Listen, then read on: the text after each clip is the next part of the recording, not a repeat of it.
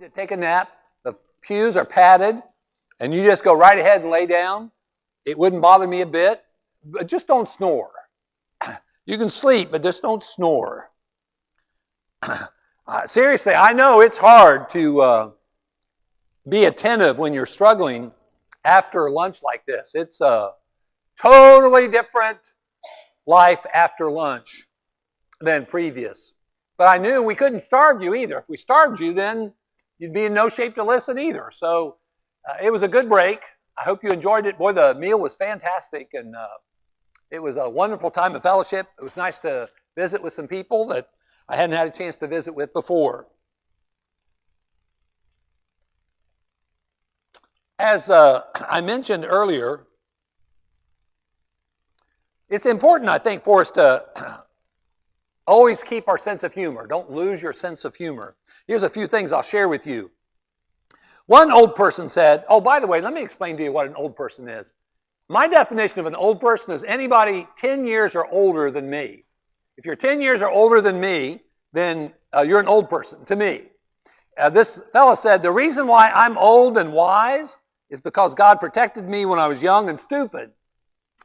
I think some of you can probably relate to that. Here's a relationship tip. This is for men, by the way, so fellas, listen up. When a woman says, quote, correct me if I'm wrong, don't do it. It's a trap. Do not, I repeat, do not correct that woman.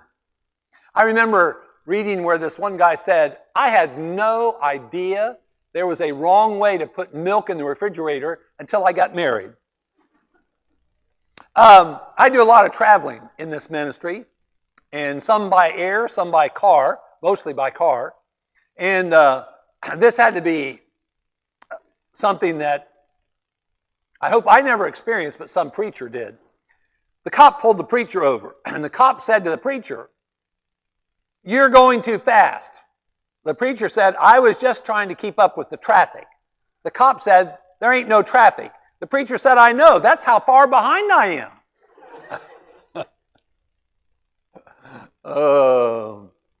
I guess life is a lot about perspective and the excuses that you have.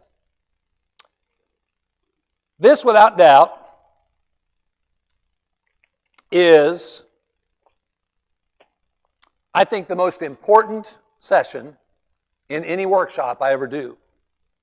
And the reason why it's most important is it's a lot of stuff that, unless you've experienced the loss of your spouse, or unless you've read something that somebody who's lost their spouse has written, you probably won't know about this.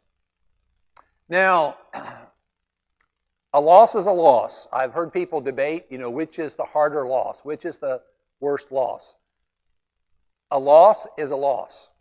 But I will say this, the loss of a spouse is very, very unique. And that's one of the things we're going to be talking about. Now, to recognize those of you who have survived that awful experience and you're living after loss now, David is over here. Brother David is going to distribute to every widowed person who's here a little gift from the Widowhood Workshop Ministry. It is, David, could you go ahead and pick some of those up?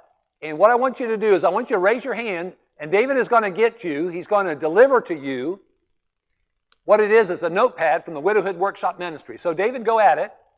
You go ahead and just circulate around with that box and make sure you get one of those notepads to every single widowed person who's here.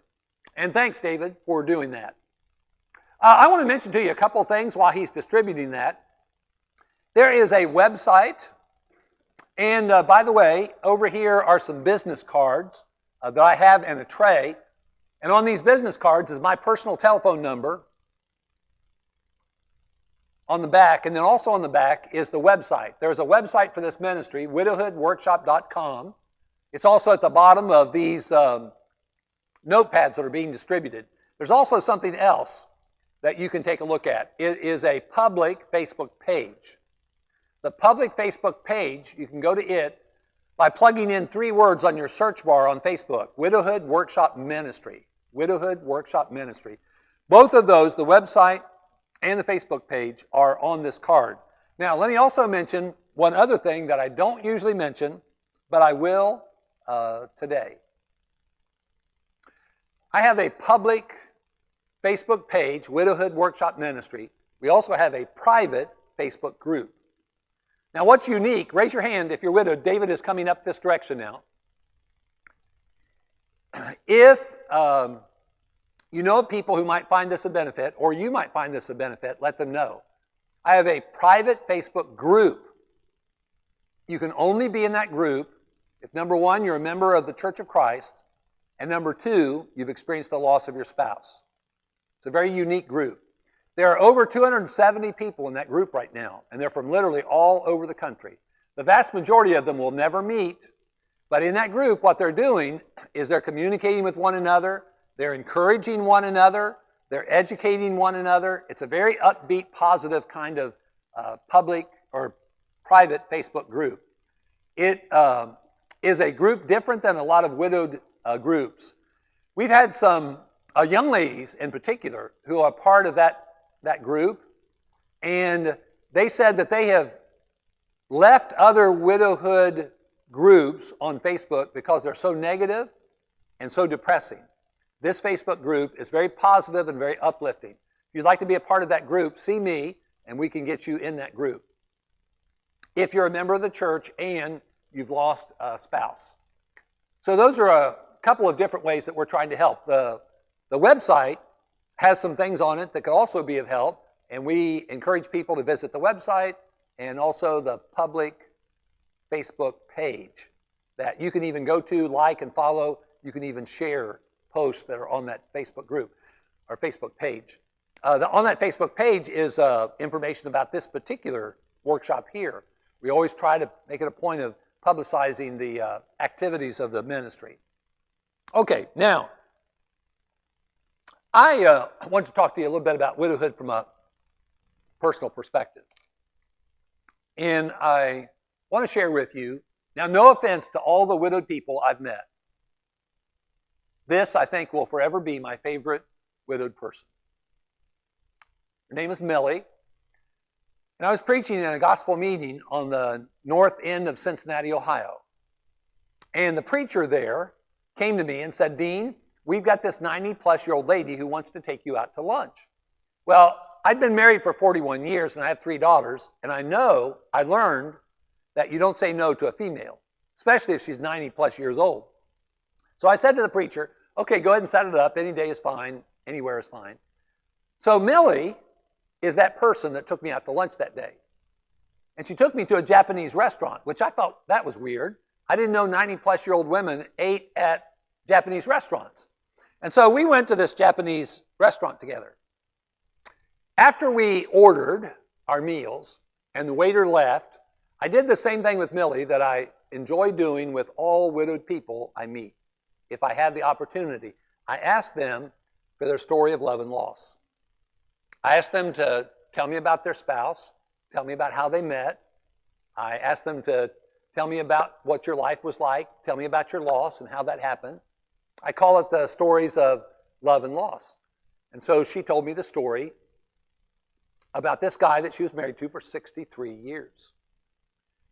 And she talked about him, and she talked about him as a father, and she talked about him and the life that they shared together.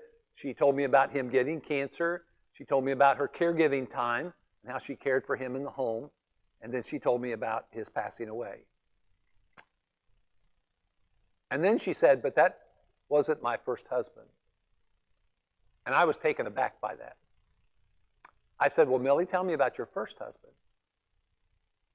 She said, "Well, I was 19 years old, and I was pregnant." She said, "We already had one child, about 1.5 years old, and I was pregnant and 19 years old. And my husband was in General Patton's army in the Battle of the Bulge. His name was Ray Farmer." And she said he died in that battle. I will never forget what she said after that. she said, and I had him buried in France. And she said this, quote, "A decision that I have regretted to this day." She had gone through this horrific loss at 19 years old after having been married about a year and a half. She's got this child. She has another child on the way, and we're talking mid-1940s. It was 4 years later that she married the other guy that she was married to for 63 years. How in the world did Millie survive in the mid-1940s at 19 years old going through a horrific loss like that? Just such an inspiration. Millie passed away on July the 4th of 2018. I thought that was appropriate. July the 4th of all days, she passed away. After I heard her story and met her, when I would do a widowhood workshop and I would share about her and her inspirational story, how that somehow she found a way to survive and learn to cope and even grew through that experience, I would tell her story to others. And when I would finish a workshop, sometimes I would call her and I would say, "Millie, I want you to know that I've told your story to other people." See, I wanted her to know that her life story of survival and learning to cope and growing could be an inspirational story to other people. And I was trying to encourage her. She will forever be, I think, my favorite widowed person. What an inspiration that widowed people can be. Well, the risk factors when it comes to being widowed is, number one, you got to say "I do." And number two, you got to stay faithful to that "I do." And then number three, you have to keep living. When the two become one, there's this phrase that we hear twice at the wedding: "Until death do us part." Now, not everybody sticks with that. You know, that whole "I do" thing really doesn't matter. What matters is the character, the integrity of the person who says "I do." That's what matters. Promises don't matter much at all unless the promiser has integrity, unless the promiser has the character to be consistently faithful to that promise. Well, if you get married and you stay married, there's a problem with that. The problem is, I've been noticing 1 out of 1 dies. So somebody is going to be left behind. And that's the struggle of widowhood, being left behind. Let me share with you from people's own mouths and pen what it's like. Here's the introduction to one of the books over here. Imagine a single event that will dramatically change your calendar, your checkbook, your friendship network, the contents of your refrigerator, the temperature you set your thermostat, your outlook on your future, and your connection with your children, and that's not all. Your appearance may change, your emotions, your sleep patterns, your theology, your social status, and possibly your address. I experienced most of these changes and more beginning April 21, 2006, the day I became a widow. I don't like that word, and I still will not check that box to identify myself. Another one of the books over there is written by H. Norman Wright. He's one of the few men who have written about life after loss from a widower perspective. And here's out of his book. The loss of your spouses changes our entire lives.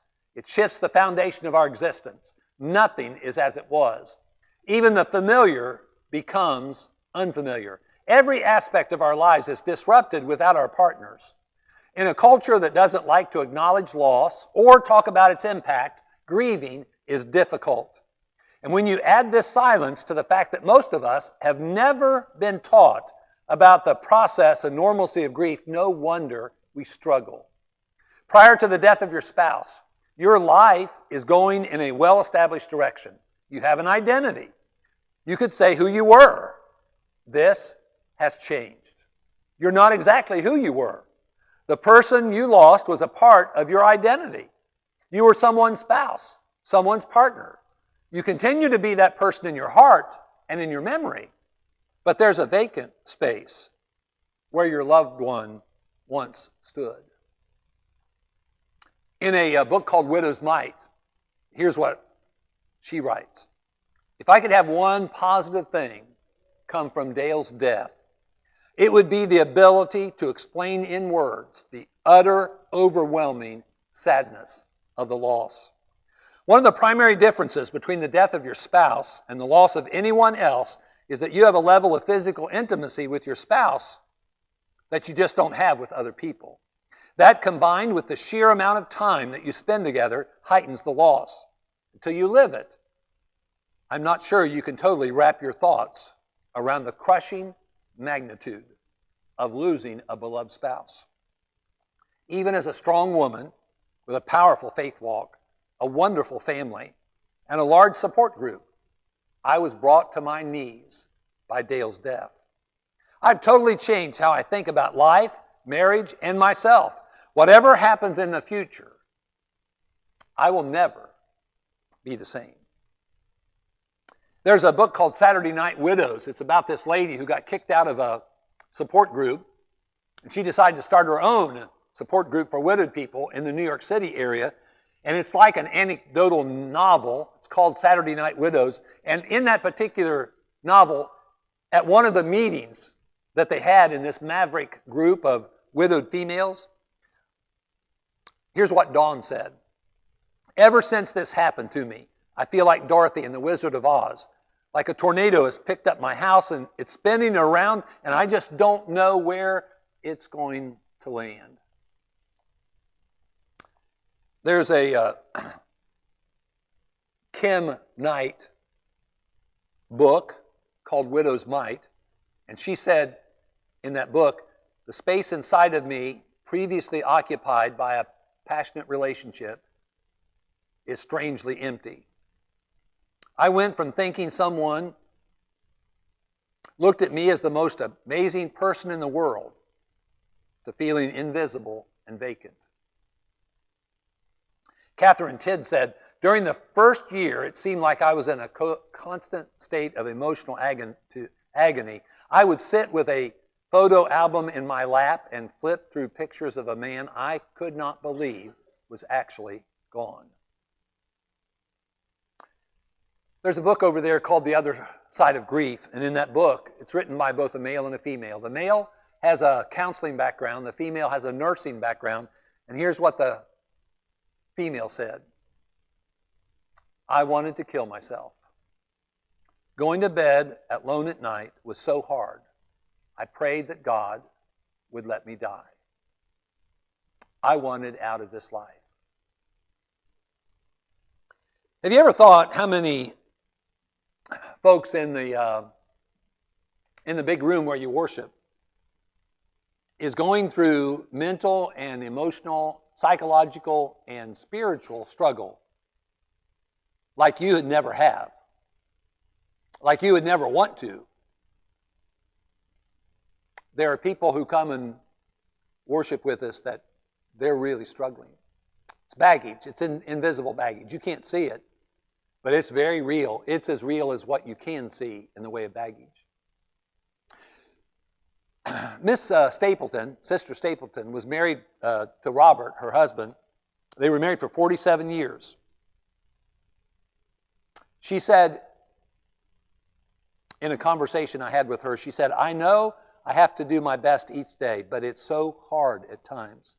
I never dreamed it would be this difficult. That's 2 years and 3 months after having been married 47 years. And this was a faithful Christian. Her and her husband were missionaries in Africa for many years. She said, I never dreamed it would be this hard. Patty wrote this, September 17 of 2021. The mornings are so lonely.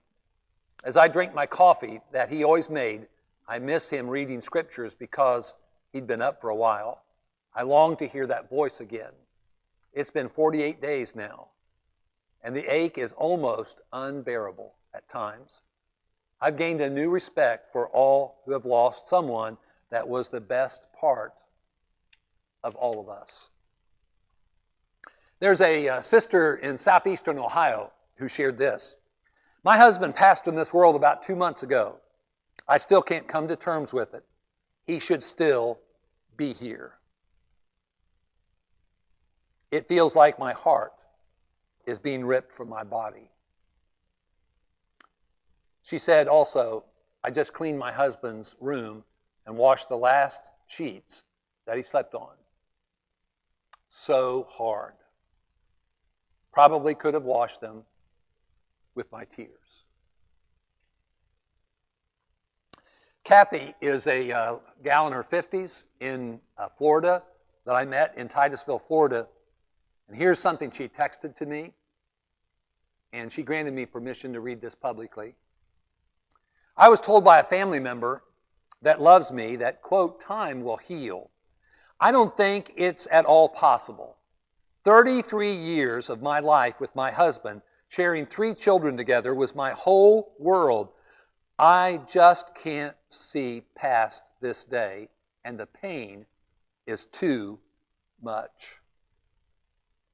One lady over in Searcy, Arkansas, shared with me, I wasn't a person anymore. Couples turned their backs on me. I could go on and on and on.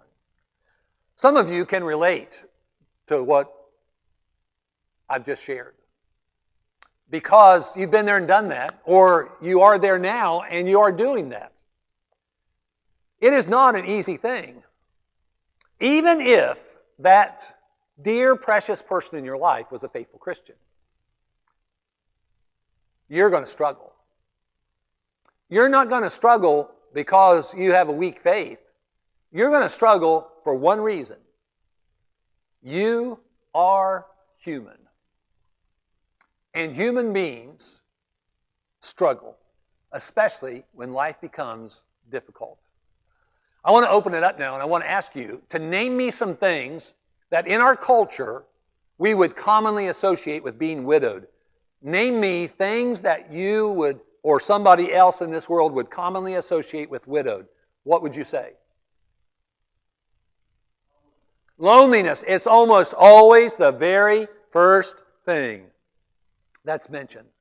Oh yeah, and it's a unique kind of loneliness. Because you've lost the person who was the dearest on earth to you. And you have to deal with that absence in your life. That is a tough, tough challenge. Let me tell you what Denny said. Denny, in Medina, Ohio, I was doing a workshop, and back in the right corner, Denny raised his hand, and I said, okay, Denny, because I knew him from when he was a kid, because I was a camp director. And I said, Denny, what would you associate with widowhood? He said, old. I said, yeah, Denny, that's commonly associated with widowhood. But then I made a point to emphasize what I'd emphasized earlier. You don't have to be old to be widowed. There are young widowed people. So, something else that you would associate with widowhood, besides loneliness. Grief, feeling grief, yes. And why do you grieve? Because you are attached to that person. You were intentionally attached very close to that person. Name me something else that you would associate with widowhood. Fear. What would you have to fear?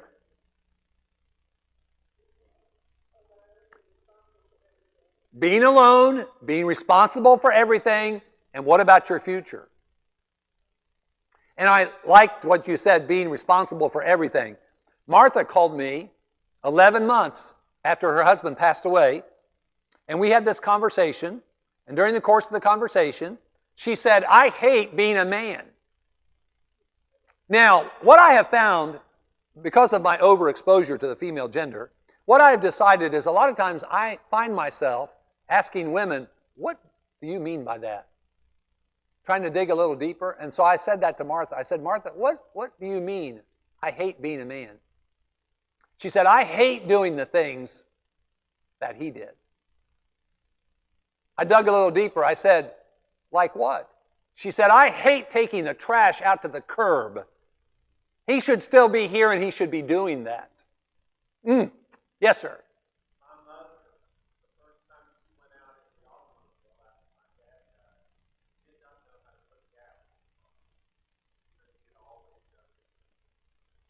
Ignorance about practical things. And by the way, being ignorant is not a shame. It's nothing. You're ignorant and I'm ignorant. We're just ignorant of different things. You know, people know stuff and then there's stuff we don't know. We're just all ignorant of different things. So yeah, I mean, there's a fellow by the name of Danny whose wife passed away. They were in their early 80s. And here was the deal. Here's how they rolled with their marriage. She took care of everything inside the house, and he piddled around outside the house. He didn't know any. She died. She up and died on him. Okay? He doesn't know a lick about the finances. He knows nothing about the insurance. He knows nothing about cooking. He was so pitiful and so hard up, he was calling me for recipes because he knew I like to cook, and I especially like to bake. I mean, when you're so bad off, you got to call the preacher for recipes. I mean, you're bad off. So poor Danny, he was up a creek without a paddle.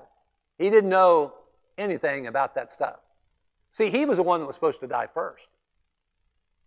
She could have hired somebody to do the outside stuff. It doesn't always work the way you think it's going to work. So yeah, there's ignorance about practical things. Name something else that you'd associate with widowhood.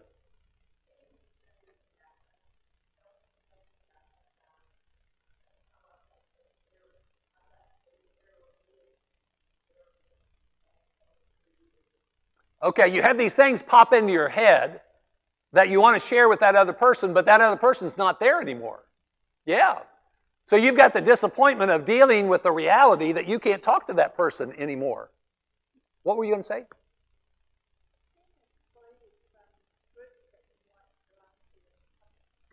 Let me tell you about Amy.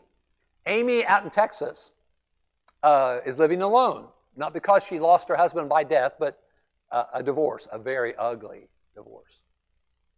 So she's living alone.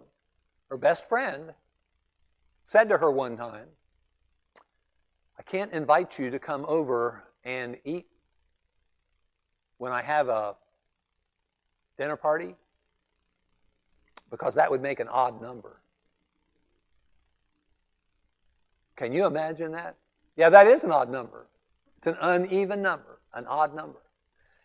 You know what a widowed person is? Now, this might depress some of you. It's just reality, and I think it's a good thing. Let's just embrace reality. Widowed people are misfits. We're social misfits. You know where I was last night? I was at a Mexican restaurant here in town with a table full of misfits. Miss Brenda got me a table. Raise your hand if you were there last night. Yeah, look, okay. I called Brenda about 2 o'clock in the afternoon when I was driving because I'd met Brenda at the SOAR retreat at Pickwick Landing State Park. And I said, hey, Brenda, can you get a bunch of widowed people together and we'll eat together? And so sure enough, she did. She got a whole table full of us. I've got a picture to prove it. There's not a halo in that picture, by the way. But there's no horns either, so I'm glad of that. But that was a very comfortable and very pleasant social setting because all of us had that common bond of loss. See, when you're in public, the world is coupled. You ain't coupled no more. You're widowed. It's a very difficult social challenge. Very difficult. Let me tell you what happened. The first Christmas party that I attended after my wife passed away, we were doing the Dirty Santa thing. This was with a little church in Murray City, Tennessee. Population 650, by the way. The whole county is 16,500. It's about 30 minutes north of Jackson, Tennessee. And that's where I went as a broken preacher to a broken church who was struggling. We were a great match in that regard. But we had this party at this young couple's house. We were playing Dirty Santa. So when it came time, after it was all over with, for me to open my present was his and her mugs. As soon as I opened that present, I can still remember the sounds, the audible response of the people who were there. It was like somebody had been diagnosed with cancer. And now I had no problem with it because I was just going to re-gift it. I have married children. But it's kind of like that animated Rudolph movie, The Island of Misfit Toys. You are a social misfit. And you have to kind of wrap your brain around that reality because it's a coupled world. And now you're not coupled anymore, and you have to learn to navigate that, and that's hard. That is very difficult to deal with that. It takes a long time to be able to deal with that and get comfortable with that fact. Can you think of anything else that you would associate with widowhood? Poverty. Elderly females in our country, this is from the Social Security Administration, elderly females. Now, I don't know what an elderly female is. I don't know the numbers. On this statistic I read, it didn't say what an elderly female is age-wise. Elderly females who are widowed in our country are 2 to 3 times more likely to live in poverty than elderly women who are married. Even in our country, with our Social Security network, or safety net, whatever you want to call it, as long as it exists, there can be financial stress and struggle with being widowed. You know, I hope that we've done enough to see that there's just real issues here that we haven't thought about. Now, what I want to do is I want to share with you a bunch of them. Thank you for getting us started. Now, you've lost a spouse. Okay, grief is what you experience afterwards. That's the way we typically think. And then what goes with grief is the fluid that flows from your eyes. You've got grief and you've got tears. That's typical. However, there are times when you lose your spouse that there is relief. Can you imagine a situation where a person would lose their spouse and they would feel relief? Can you imagine a scenario like that? When they've suffered so long, and finally their suffering this side of eternity is over, okay? And then and then you cycle into a different level of reflection and grief.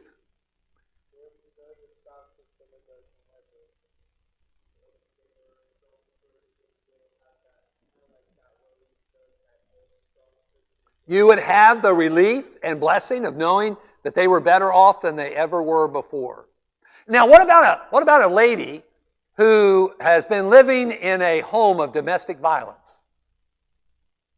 Do you think she's going to feel relief when he dies? Yeah. Understandably, she's going to feel a sense of relief. What about the guy who's married to a woman who on numerous occasions has been sexually unfaithful to him? And yet, he's continued to try to be faithful and to navigate that difficult situation, and she dies. You think he's going to have some feelings of relief? Possibly. Now, when you have grief and relief, it's what I call confliction. When you're at odds inside of you. Mentally and emotionally, you're just kind of at odds. And then you've got this situation of, did you know there are some people who can't cry? Physiologically, they can't cry. They actually can't cry.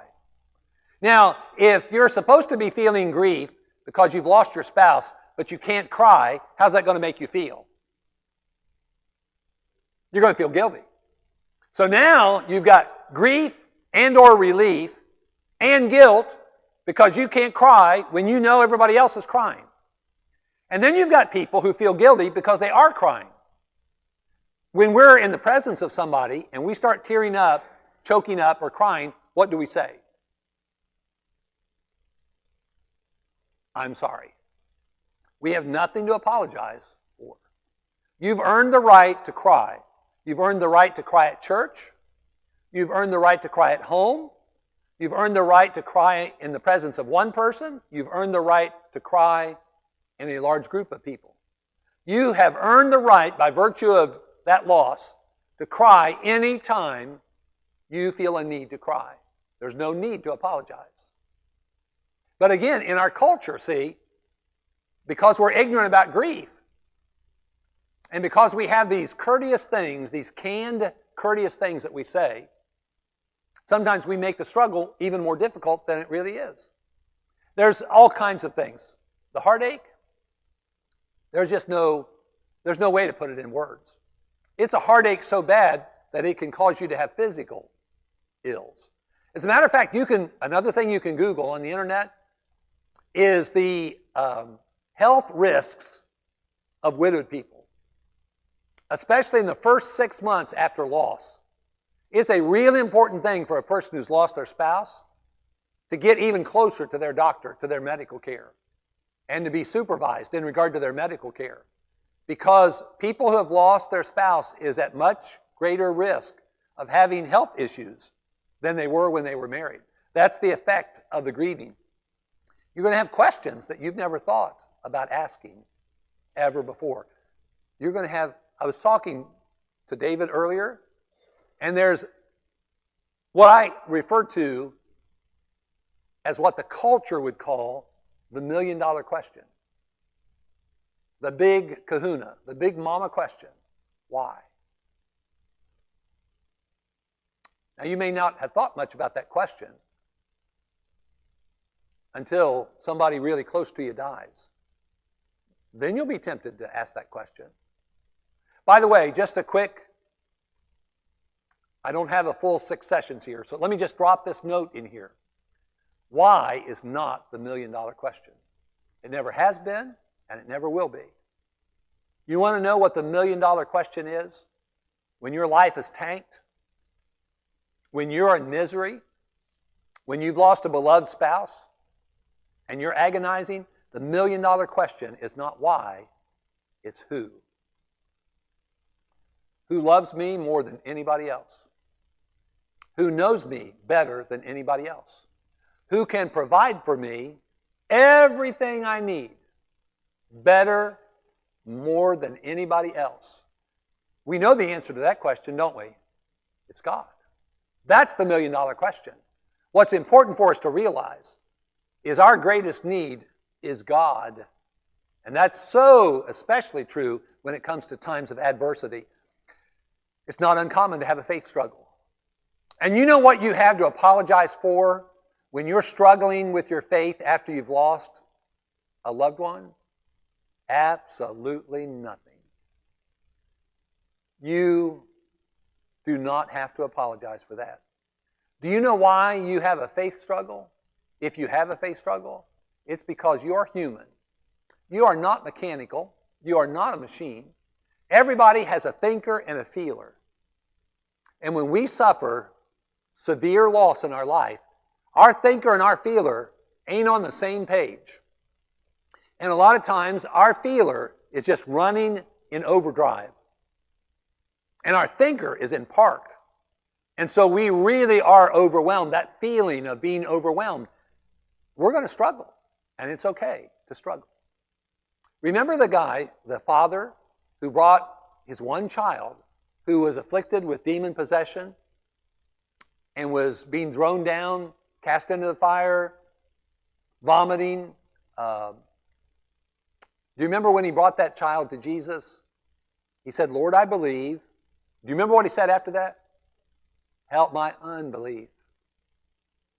Sometimes in life, that's the way it is. For the most devoted of Christians, we come upon something that really causes us to struggle with our faith. And you know what that is? That is a great opportunity for spiritual growth. We don't grow stronger by having lives of ease. We do our best growing when we struggle. It's just like the sore muscles you get when you finally decide to start exercising again in your life, and you have that soreness, but you end up in better shape. The same thing is true with your faith struggle.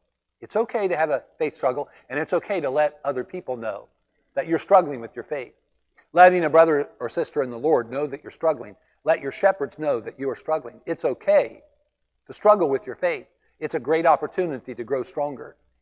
You're going to have a loneliness that is unparalleled, because this is a very special relationship that you no longer have, and you've got to deal with the reality of that person's absence. You're going to have an identity crisis because you're not somebody's husband, you're not somebody's wife. Romans 7 says you're released or free.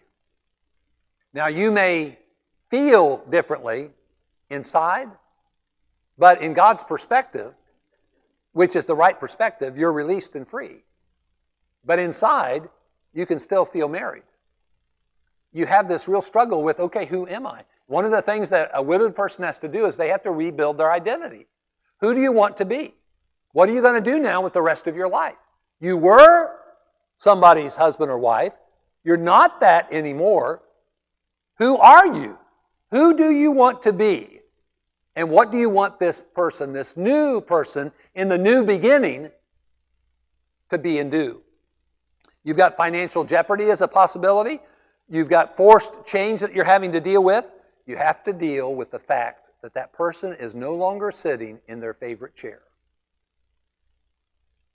And you're sitting there in your chair or on the couch, and that other person is not sitting there anymore. You get in the car, and that person is not in the car anymore. The reality of that absence is a brutal thing to have to deal with. It's not uncommon to have dreams for years and years after you've lost your spouse. That doesn't mean you're going crazy. You have no control over your brain when you go to sleep. You're supposed to have when you're awake, but when you're asleep, your brain can go anywhere it wants to. I've talked to widowed people who 15 plus years after they've lost their spouse will still on occasion dream about their spouse. It's a close connection and you've lost it. You've got to deal with their silence. One thing that I wished that I would have done is I wished I would have recorded my wife's voice before she lost the ability to speak because of the Parkinson's disease. There's only one thing I have that is a recording of her voice, and it's the message that was on her cell phone. And because she'd been unable to speak for a good while before she died, I had that voicemail message played at her memorial service. That silence is hard to deal with. You have an emptiness that you've never experienced before, and you have a dependence that sometimes you have a hard time accepting. You know, when you're married, you depend on one another. You have dependence. Let me tell you about something that gets my goat, and I don't even have a goat, but it really does get my goat. When I hear people say, I think if I hear one more person say this, I'm going to scream. Well, Dean, what you got to do is you just got to pull yourself up from your bootstraps. I don't think that's a very Christian spirit to have. I'll tell you a better way to say it. And it's not, I got this. That's another thing that we sometimes say. I got this. Like, it's going to be okay. I got this. Here's a better way to look at it, and a better thing to say, and a better way to live. God's got this. And I got God. This is going to be okay. I don't know when it's going to be okay. Right now, I'm not okay, and it's okay not to be okay. But God's got this, and I've got God. That reflects dependence on God. And that reflects the realization that we have a need for somebody to help us. We also need to realize that God has given us people in our life that love us. We need to let them help us. My father was staunchly independent. I'm saying it real. I'm trying to think of the way to say it politically correct. He was staunchly independent. Stubborn to a fault would be another way of saying it. You know how some of us are like that. You know, we need to realize that God is love, and God wants us to love others because He loved us. Now, if somebody wants to love me, and I won't let them show God's love to me, I've thwarted God's love being displayed in a sinful world. I've also deprived that person who wants to love me of the joy that we all get when we help other people. It is a wonderful thing to participate in ministry and help other people. You know, it's always more blessed to give than to receive. That's true of giving ourselves. Well, when we give ourselves and we help other people, that is a great, joyful value that we derive from it as givers. So what we need to do sometimes is realize that we need to be receivers. It's okay to be a receiver. You know, it doesn't mean that you're some sort of awful person. It doesn't mean it's going to last for a lifetime. But let other people help you. It's okay to let other people help us. The stress level is beyond any ability to be charted. And it's not uncommon for people to be angry. What would a person who's lost a beloved spouse have to be angry about? Give me something that they'd be angry about. Legitimately or illegitimately? Okay, you could be angry at yourself. Let me tell you about Vanita. Vanita is in Fort Scott, Kansas. She got COVID first. Her husband got COVID. He dies. She lives. Whose fault is it that he died? Her. See, that's the way she's thinking. She's struggling with that to this day. She's the reason he died. She got COVID first, she gave it to him, and he died. So she's at fault. See that? So she's angry with herself. Who else might you be angry with?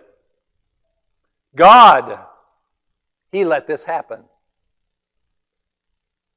Don't ever say God caused it to happen. How would you ever know that? But God did let it happen. Let me quote to you a philosophy of life. My own words that came from reflecting on an article written by T. Pierce Brown in the Gospel Advocate way back in the 1970s. Not everything that happens in this world is God's will.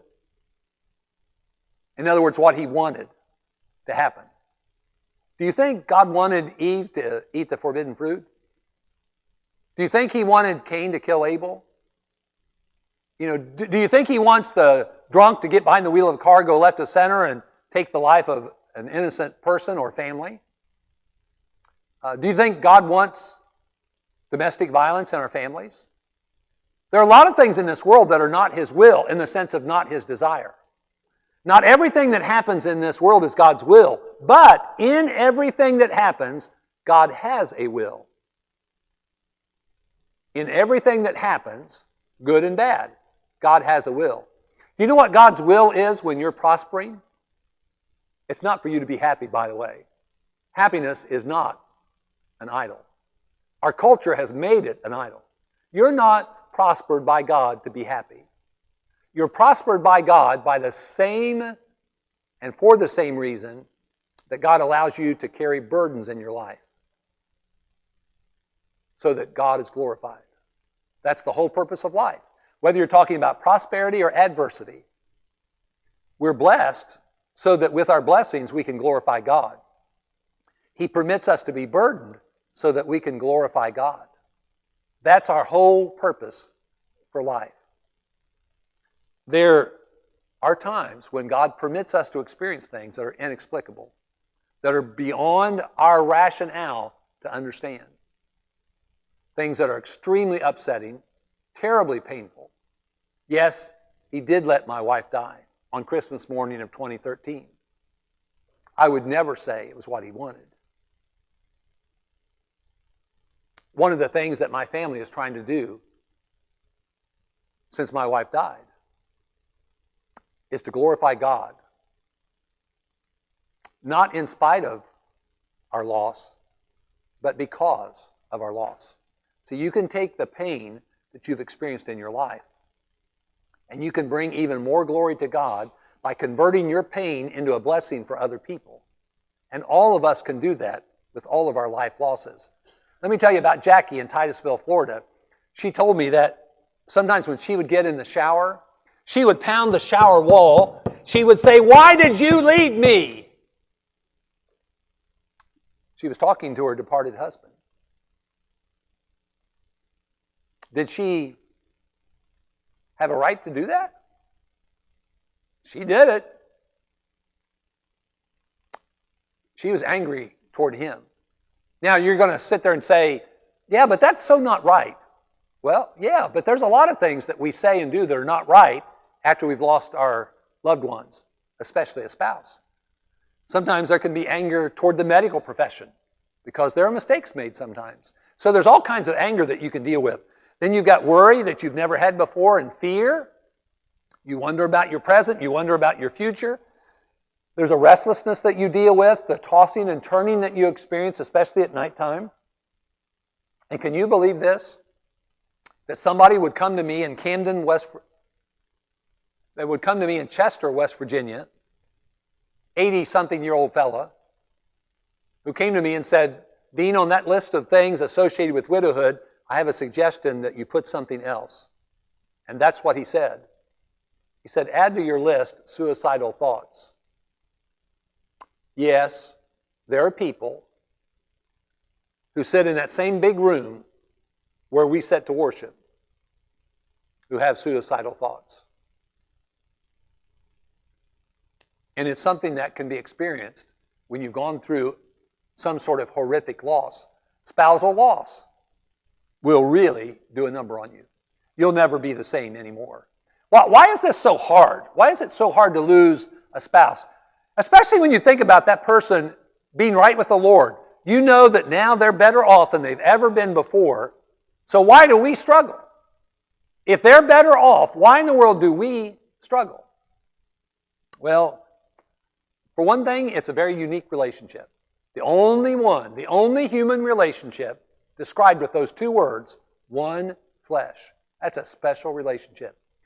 For those of you who are married, I want you to think about this for a minute. I want you to think about how special your marriage is. There are 8.7 billion people on planet Earth. 8.7 billion people. How many of those people are in your relationship called marriage? Out of 8.7 billion.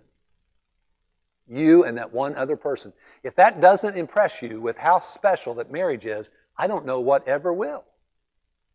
It is such a special thing to be able to enjoy life married. It's a very unique relationship. It's the only one flesh relationship. This is what marriage is all about. Tell this to your kids. Tell this to your grandkids. Share this with every person you possibly can, because this is the way a magnificent marriage is built.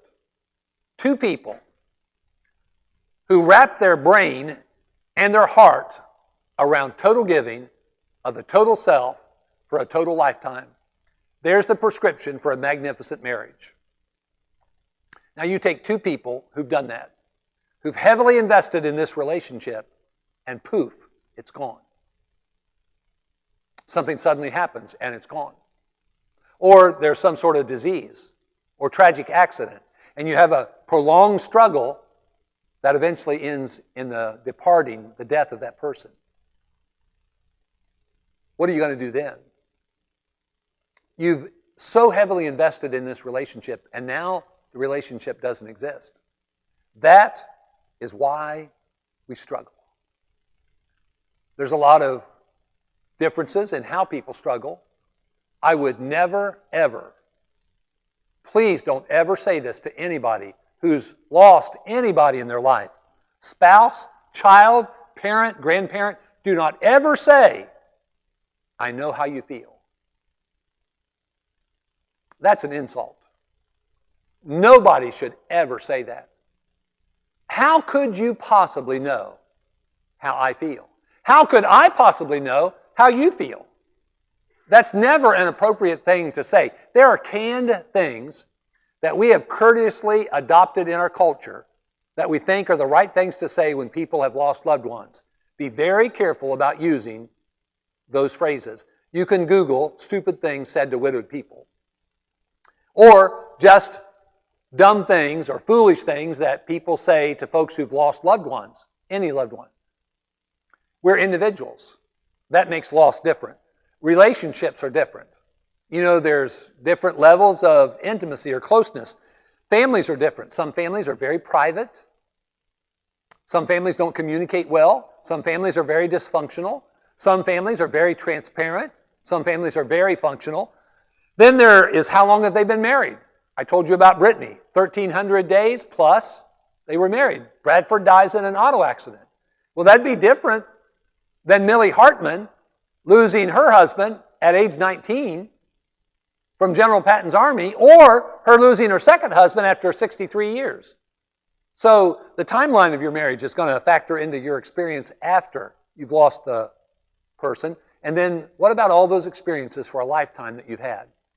They're going to impact your life after loss. I don't know how many widowed people have told me that when they come to worship, the song leader picks out that song. That one song that will trigger their grief. They may have been doing really good so far that day or so far that week, but it just takes that one song. That song that they relate to some experience with that other person. That song maybe they've sung with that other person, or that other person's favorite song. There are places sometimes that we go that will remind us. And after you lose somebody, you have what I call grief triggers. Some people call them grief spasms. Some people call them grief waves. And they're going to come sometimes at expected times and sometimes at unexpected times. August 19th was the day that we got married.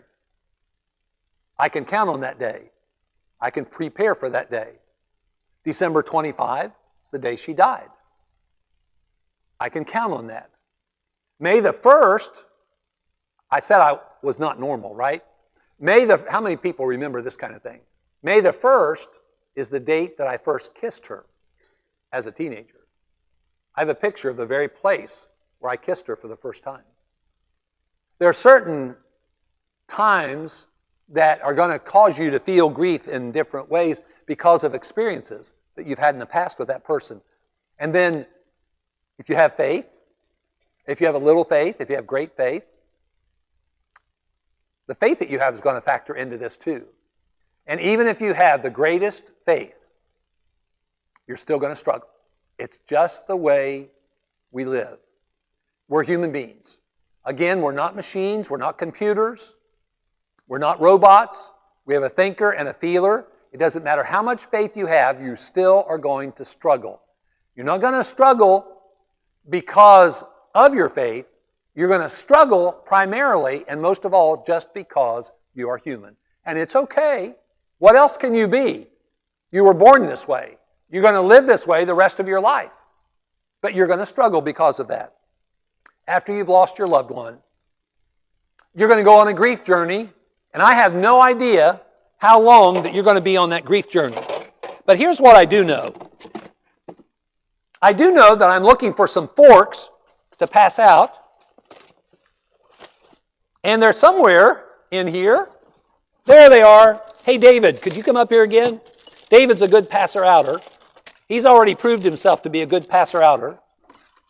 Okay, now here you go. You got forks here that you can pass out to every person who's widowed. Are you strong enough to open these? I have a hard time opening these, David. You're a firefighter. You ought to be able to handle that. Okay, I want you, if you're widowed, I want you to get one of these forks. And the reason I'm giving you these forks, I could have passed these out before lunch. But if I would have, you wouldn't have eaten much. If you want to go on a diet, you can use this fork to eat with, okay? But the reason I'm giving you these forks, David's going to be passing them out. Raise your hand. So just like you got a notepad, David's going to get you a fork. And here's what I want you to do with this fork. I want you to take this fork home and I want you to put it someplace where you're going to see it every day. You might put it on your nightstand. Some people put it on their kitchen counter. You might lay it next to where you sit in the living room or where you relax. Now, when you pick up a fork, what have you decided to do? Okay, you've decided to eat. Now, what other decisions are you making with that fork in your hand? You've decided to eat. What other decisions are you making? What? Taking action. Okay?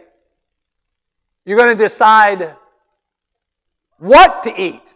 That's right. I ate a lot of banana pudding. That was really good.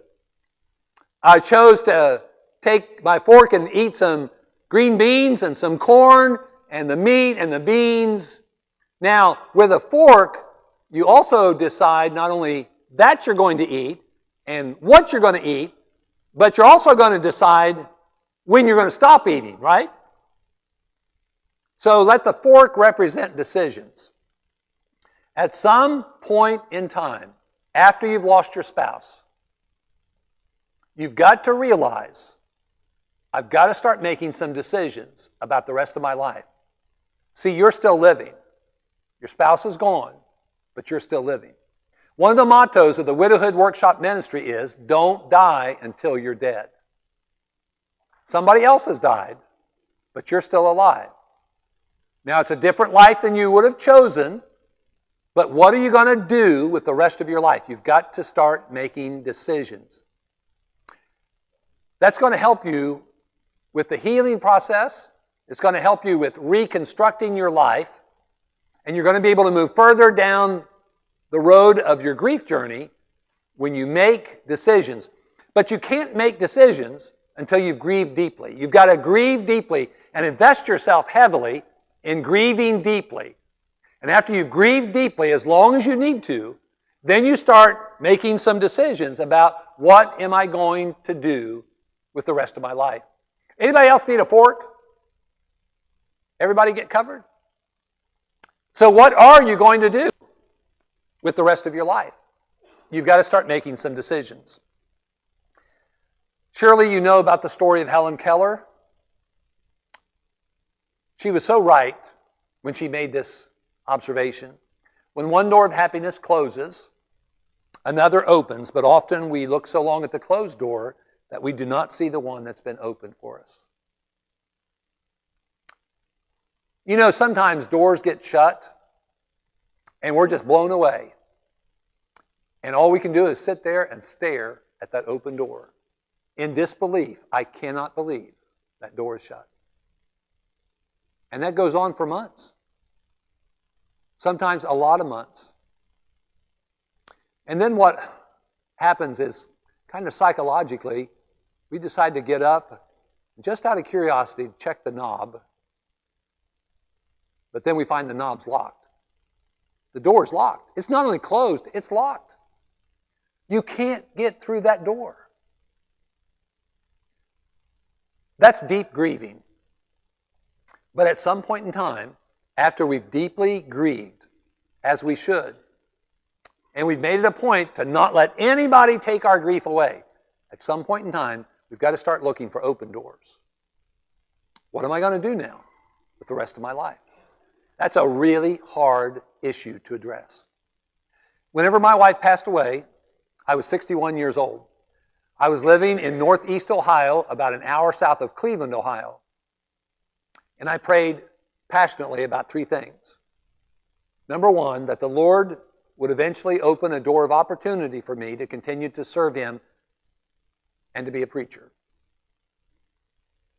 Two, that the Lord would not only open that door of opportunity, but give me the vision to see the open door. Sometimes the Lord opens doors for us providentially, but we don't see the open door. The reason we don't see the open door can be sometimes we're still staring at the closed door. Sometimes we don't see the open doors in our life because we're so busy with the trivial things of life that we're not being observant. God does open doors, doors of opportunity. But that's not going to do us any good unless we see the open door. The third thing I prayed about was that the Lord would give me courage to walk through the door. That's a tough one. You got to have the guts to go through the door that you see open. I tried to find my way for some church to accept me in the southeast part of the United States because that's where my 3 children were living and my grandchildren were. And I told them before they left in January of 2014 when they went home, I said, girls, look, this is going to be really hard for me to get relocated. Yeah, I've been with this church for over 3 decades, but I've been in Northeast Ohio. I said, strike 1, I'm 61 years old. Strike 2, I don't have a wife. Whenever you look at classified ads for preachers, a married man, usually with 3.5 children, one of them maybe being a teenager, at least. So I'm 61 years old. I have no wife.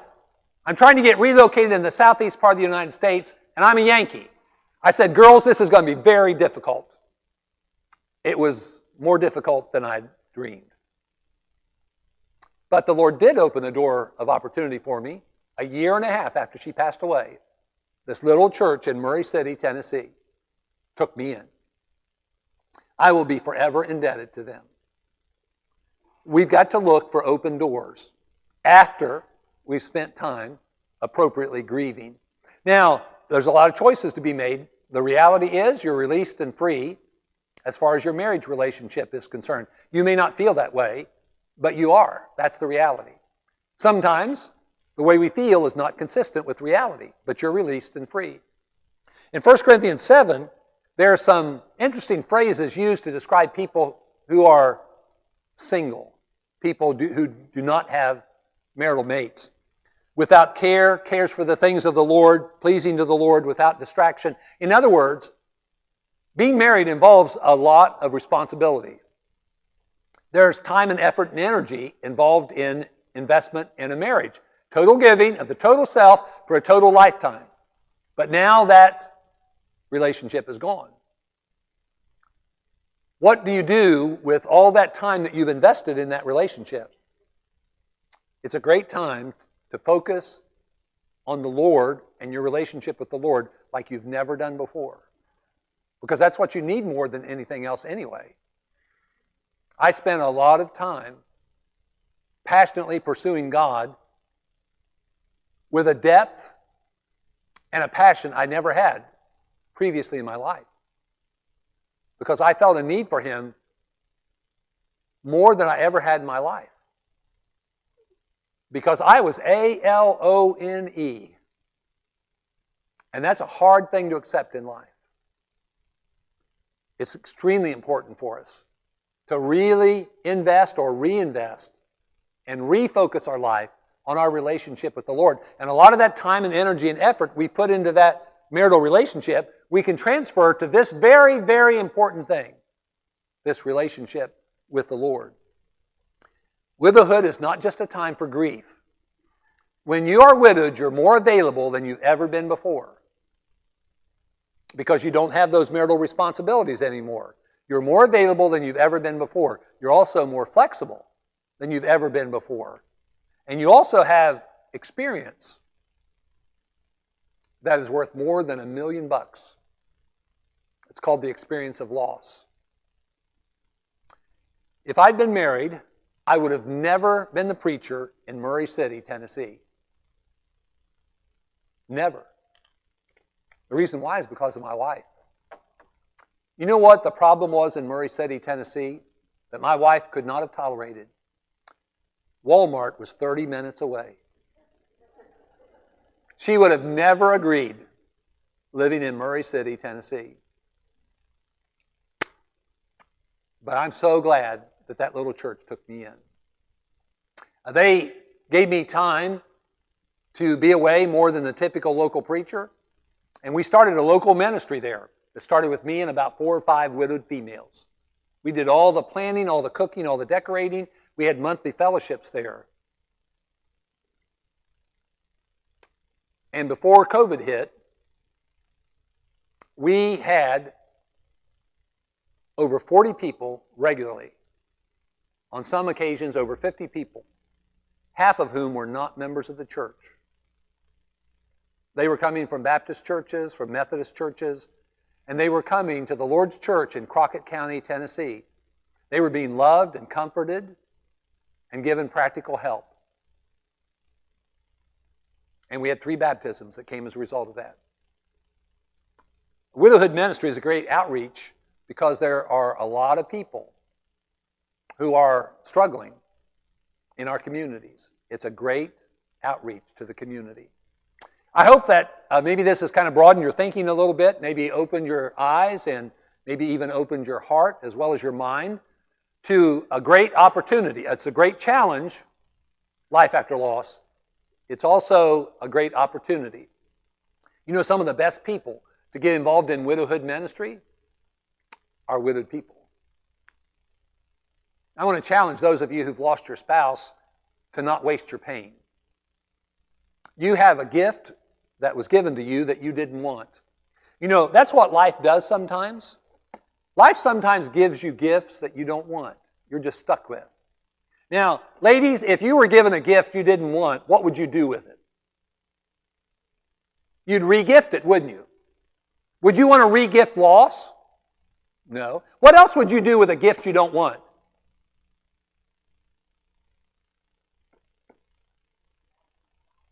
Yeah, stick it somewhere where you're never going to see it again. You'll forget about it. Can you do that with your loss? No. See, sometimes life gives us things we don't want, and we've got to learn to deal with them.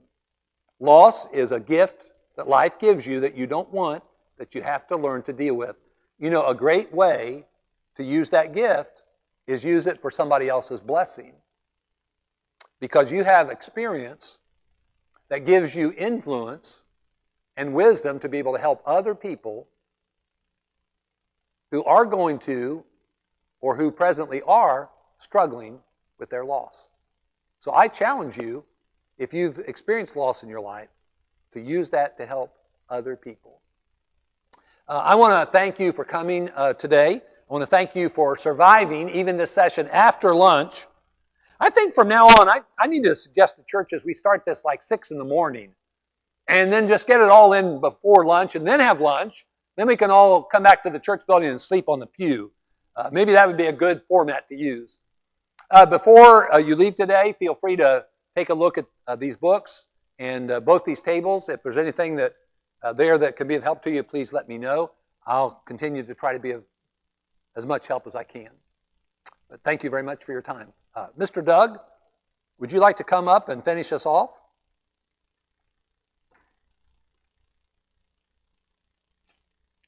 Tomorrow morning, the sermon is about what we ought to do when we're overwhelmed. And if you are from another congregation and you come here, I guarantee you Doug will not squeal on you. He will not let your church family know that you're here. So if you want to come back tomorrow morning, you feel free to do that. Yeah, we'd love to have you come back tomorrow morning if you desire to do so. We appreciate very much Brother Dean being with us today, and I hope you'll express that to him before you leave. He's done an outstanding job in an area that's greatly needed today. I just wish more people could have the opportunity to hear this kind of information. It's really needed. It's an answer that a lot of people are searching for, but they're looking in the wrong place, I'm afraid. And, we're thankful we have this opportunity. I want to thank our elders for providing this opportunity for us here at Boonville. And I want to thank all of you for participating in the way that you've done today. We enjoyed a delicious meal, and we just appreciate everybody that has made this day a success. I think it's appropriate now that we close in prayer. Ken, you want to lead our prayer as we close out today, and then we can fellowship and be dismissed. Our Father, we're coming to you so thankful for all the good that we anticipated and now has become a reality. The gift that Brother Miller has shared with us is something that we can carry with us. And I pray, Lord, that we will be enabled to do the very thing that he has hopefully inspired us to do. And that is not just to know these things, but to use them to bless somebody else's life and to glorify you in that process. And Father, I pray that those that are here who still suffer loss, I pray, Father, that this has been a kind of balm. Thank you for the knowledge that was imparted, and I pray that it will provide consolation. Lord, we have today, so help us to use this day in a way that brings to life some of the things that we've learned. And thank you for loving us in the extraordinary way that you do, that we can still be human and experience flaws and still be acceptable in your sight. Thank you for your patience with us. Please bless Brother Miller in his work, and we pray that he'll have great success in that, and help us to be able to do the same. Keep us safe as we're traveling, and give us a safe arrival home, and help us use this day to your glory. In Jesus' name, amen.